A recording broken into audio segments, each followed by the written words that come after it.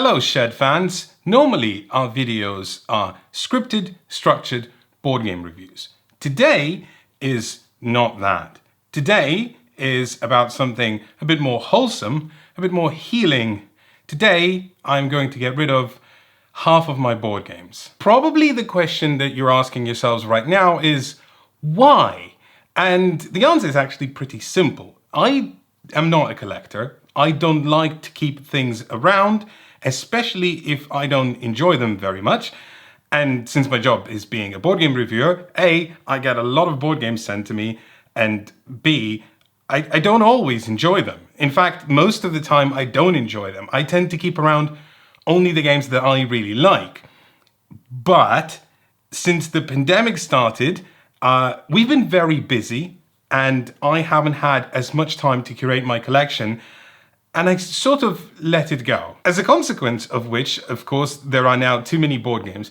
In fact, we have an entire room that is dedicated just to board games. It's not a very big room, but it does sit two Calyxes, one a 5x5 and one a 4x4. And now they are not only full, but there's board games everywhere around the house. Any room you go into, there's bound to be one board game or another.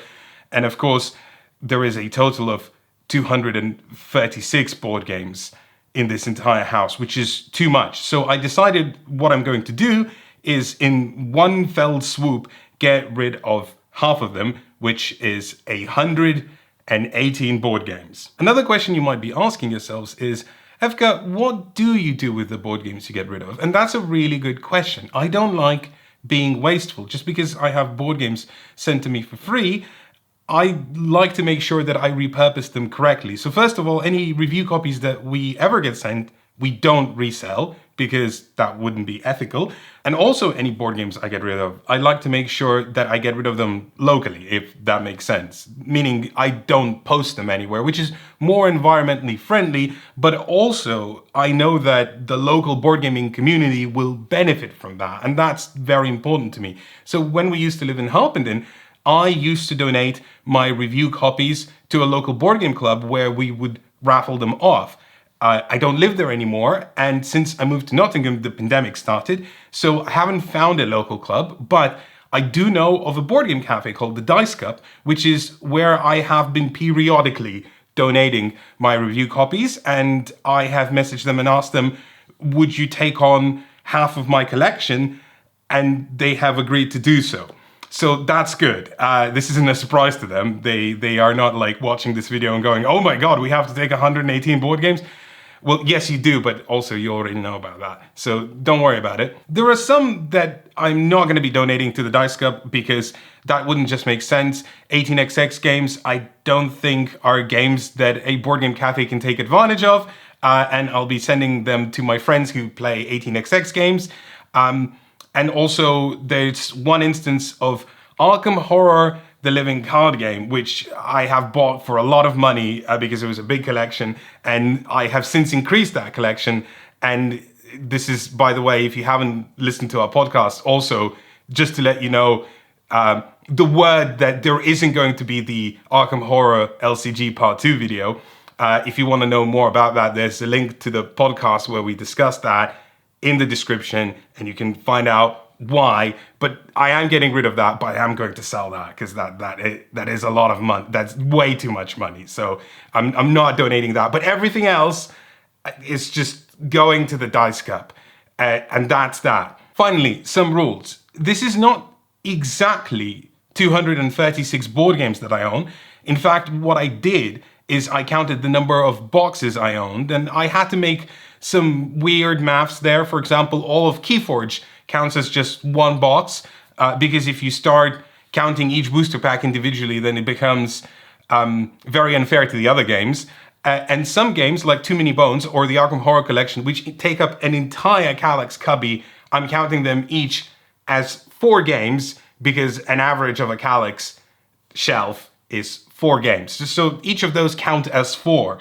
But on average, there's still about 236 board games. And there's one final rule. When I'm done, the 118 board games that I'm getting rid of, when I'm done with that, I will be able to choose 5 and I'm going to have to give a very good reason for it. But 5 of those, after I've made that decision, I will be able to take back and put them back on my shelves. Now, the reason for that is that hindsight is 2020. And sometimes you go, nah, I don't want that. And then you just change your mind. And I think this isn't about punishing myself.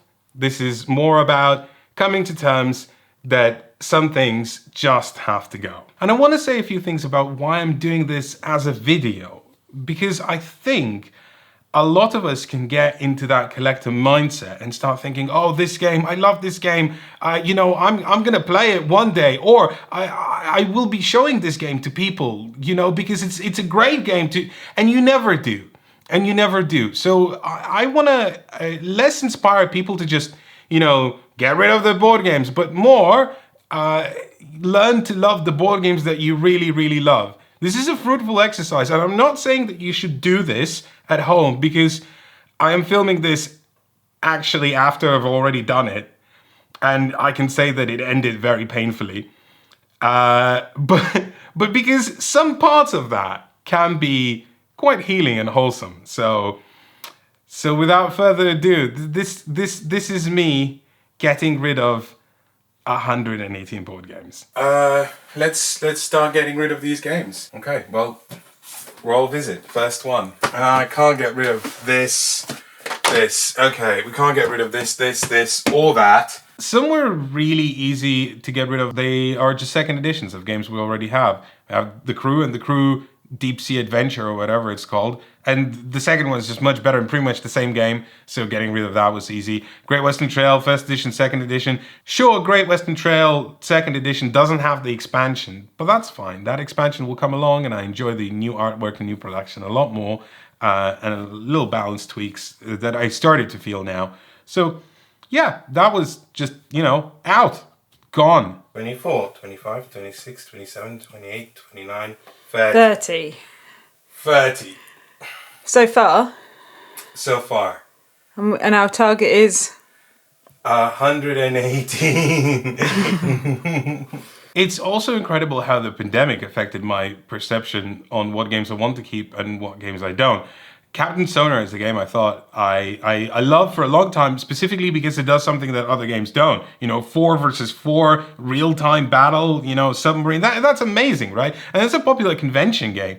But just not a lot of 8 people getting together going around right now. And I feel like there's not going to be a lot of 8 people getting together for a while going forward, at least not in my life. I'm not rushing anywhere, in terms of big gatherings. So I just had to let those go. And it was actually fairly easy to let them go. And one thing that I've realized was that, by the time this is all done, there's probably going to be new things at those high player counts that are really lively, raucous games that I'll be able to enjoy. And most of the time, something like Captain Sonar, you can only play at a convention, and the convention probably already has a copy somewhere floating about. So yeah, that went, and I kind of feel sad about it now, but it's gone. We're getting there. I don't want to get rid of Inish. I'm happy to get rid of this. Yeah, okay. 31. 31. 32. One thing that immediately struck me was that I had 10 18xx games. And I'm not saying there's anything wrong with having 10 18xx games, but for me personally, I think 10 is too much. So I've gotten rid of some of them, and I've gotten rid of the ones I've already played, because I think the joy of 18xx is tinkering with the same system. So I only kept the ones that I haven't played, which means a lot of the intro ones are now just gone. They're completely gone, and they're not there anymore. Do we need both Azules? No. No.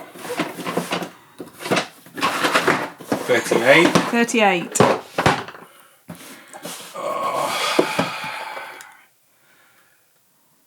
39. 39.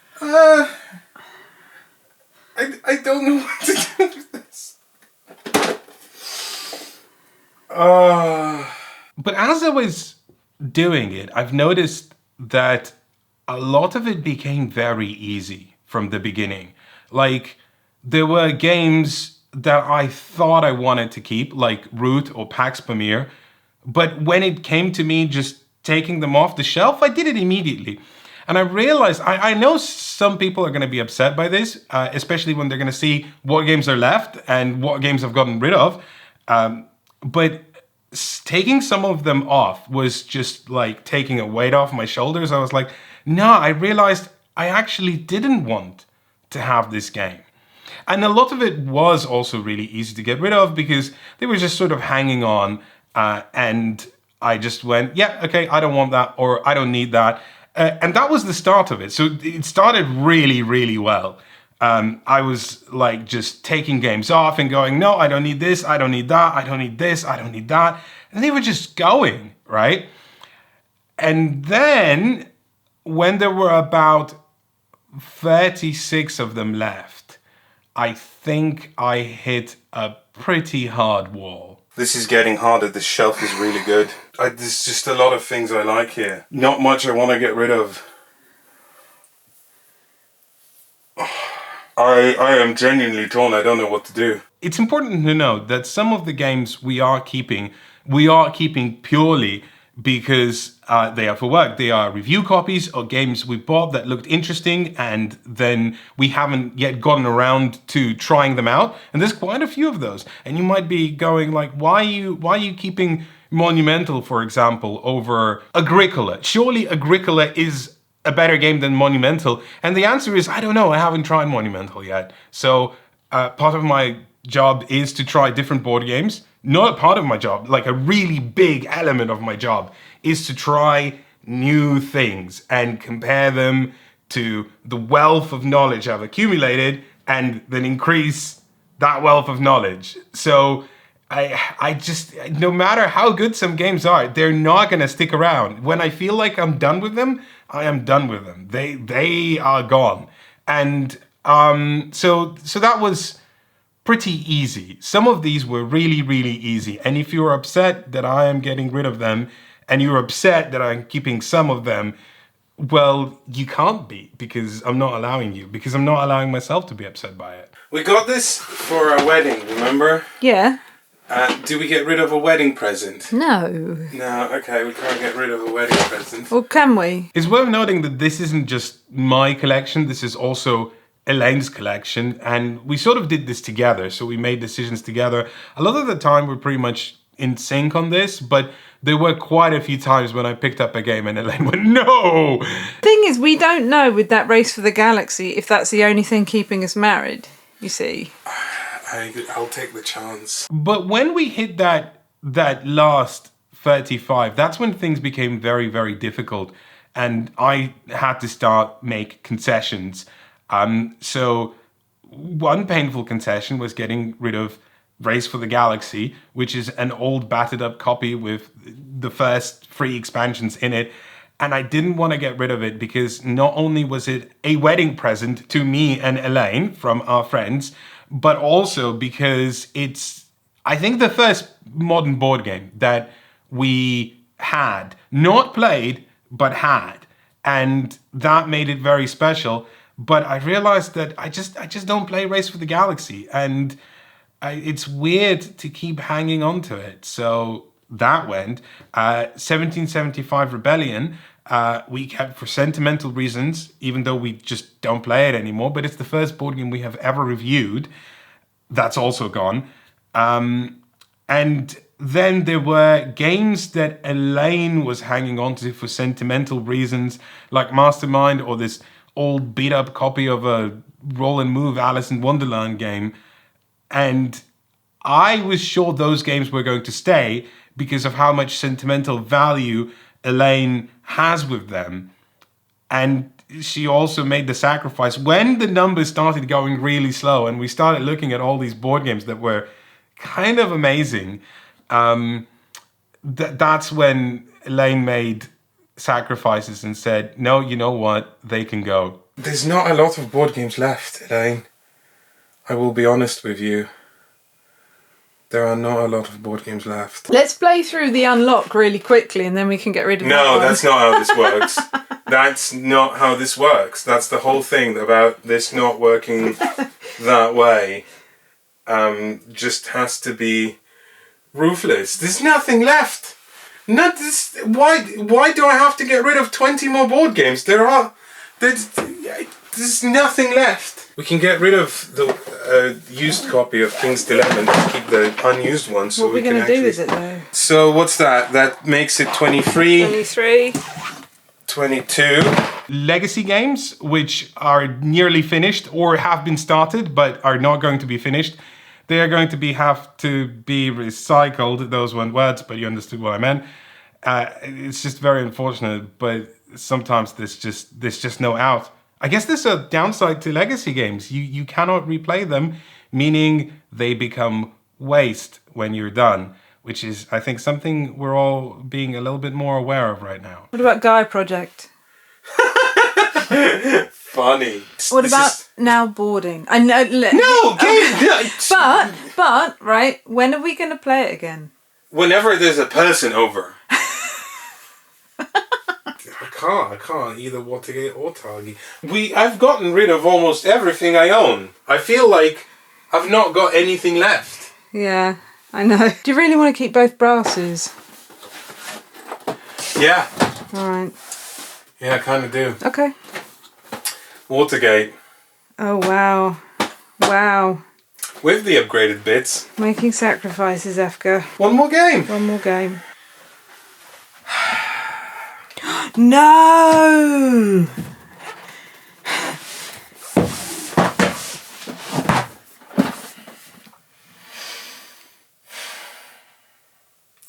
Goodbye, capitalism. Strangely, when I got to the last game, when there was just one left to get rid of, that became very easy. The penultimate one was really difficult. That was Watergate.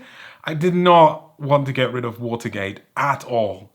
But then, when it came to the last one, I just picked up Kanban EV and went, right, no, that's going, and we're done. And it was so easy because I was like, no, this makes sense. Looking at what I've gotten rid of and looking at just the empty space, I was like, oh, cool, okay, of course it's that one, right? And I guess as a conclusion, I want to say that you shouldn't do this because this was pretty drastic and pretty harsh, but maybe consider taking out 25% of your board games or 33% of your board games and donating them either to a charity shop or a local board game cafe or a local board game group. And that might feel really good. You might feel like you've refreshed yourself. You've gotten rid of quite a few things that were hanging on your chest and introduced a bit of freedom into your life. It's a good feeling. It really, really feels very nice. And I'm really glad I did this. But finally, you might be wondering, what does 118 board games look like? The answer is like this. And I'm doing the shot with voiceover and B-roll because we tried fitting all the board games onto our table and we managed to fit only about 2/3 of it, and then the camera only took in half of it. It wasn't good. So this is just voiceover. These are all the games I am getting rid of.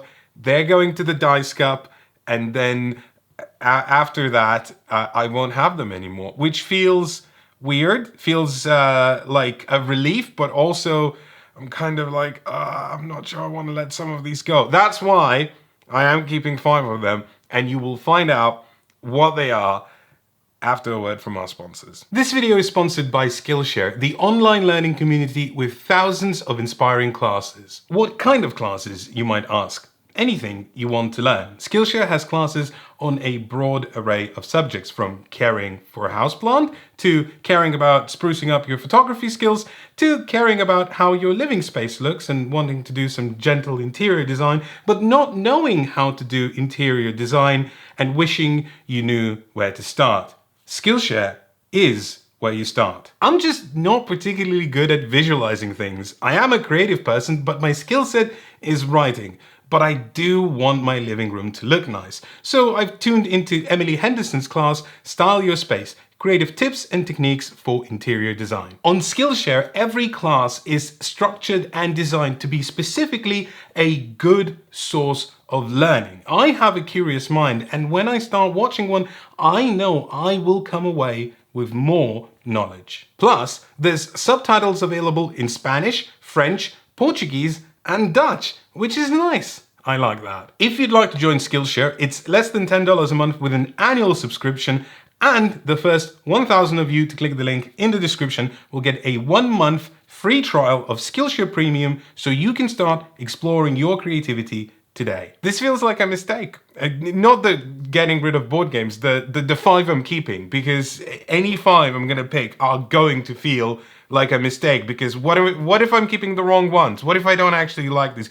But I think I've come up with good reasons as to why I'm keeping them. If you want to find out the total list of the games I'm getting rid of, that's in the description, by the way. So you can just go have a look and share your thoughts in the comments about what horrible mistakes I have made. Without further ado, the first one that I am actually keeping in the end is Castles of Burgundy. Because I don't know what I was thinking. Elaine said, "What are you thinking?" And I said, "Well, yes, Castle. I can play it on the app. But actually, it's a joy to play with other people. Can't play with other people on the app. I mean, you can in multiplayer, but then everyone has to have a copy. This is that game, but you know, everyone can play it. So Castles of Burgundy, great game. This is the 20th anniversary edition. It's definitely staying. I've never played Demarker, and I've only heard amazing things about it. This is a classic game. This version will not be reprinted because there was a single print of it, and that's it. And if I get rid of it, which by the way I got just before the pandemic and haven't had a chance to play it yet because of the pandemic, and if I play it at some point in the future and go, oh my god, I actually love this, I'm gonna feel like I've made the worst mistake by getting rid of it. So I'm gonna keep it until I find out whether I actually like it or not. So Dear Marker, staying. Okay, I mentioned I don't like to be wasteful, and this is part of that. This has been opened and we've started playing it and sort of gone off it, but I'm gonna finish it. So we're not gonna waste this legacy game. This we have opened, but we haven't played it. But in the same vein, like donating it to a board game cafe doesn't make sense, because how do they play a legacy game in a board game cafe? I just don't want it to, you know, be recycled without a purpose. So these I'm keeping. I'm going to play through them. After the pandemic's happened and finished. Well, no, we can just play it. It's a 2-player game. I don't want to play a pandemic game in the pandemic. It's too meta. Okay, well, there you go. After the pandemic is finished. This actually feels like a mistake because I've played it and I know I don't like it, or at least I don't like parts about it. Some of it I like, but it's the parts that I do like are very interesting and compelling, and I want to mess around with it a little more. I am probably going to end up getting rid of it. On a final note, I'd like to say that some of the games that we are getting rid of, about 4 I think in total, are review copies that have been sent to us and we have not covered it in any way. If you're the publisher or designer of one of those games, all I can say is I'm very sorry. The reason we're not covering them is because we played them and we didn't like them at all, or the pandemic prevented us from playing them because of player count. This feels fine. This is entirely fine. I don't want to end this video, because if I end this video, that means that's it. I have to say goodbye to all of these games. So